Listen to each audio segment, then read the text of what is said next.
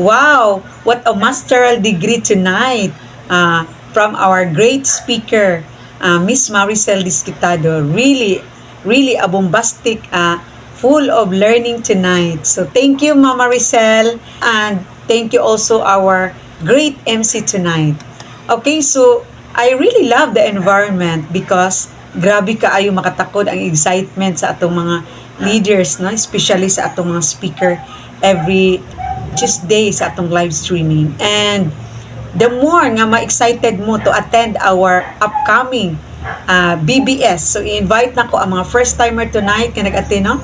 So, let's upgrade to attend our next masteral degree, the BBS, this coming July 20 in Davao City.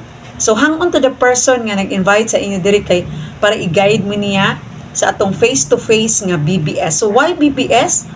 Because the first time na pag-attend ako aning BBS dito sa Cagayan de Oro City, it was a turning point.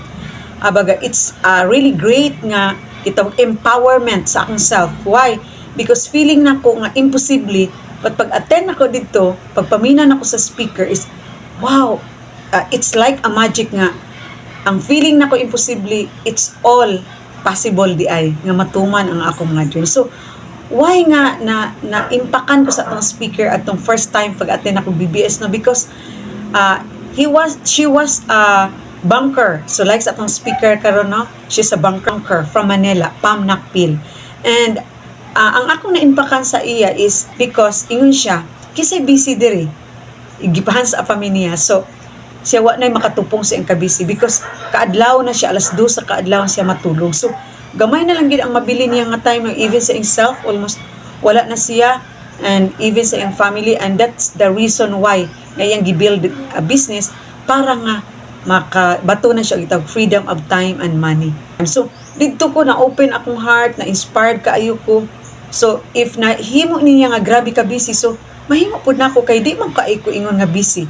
Dili parehag sa iya nga imagine almost tag alas 2 sa kaadlawon makatulog kay mahuman ang iyang trabaho. So ko nga if nahimo niya nga busy, so mahimo pa din nako. So on that talk from BBS, nakapa-open sa akong mind, nakapa-inspire sa ako, nakapa-motivate sa ako. So dito nag-start ang journey sa akong success story.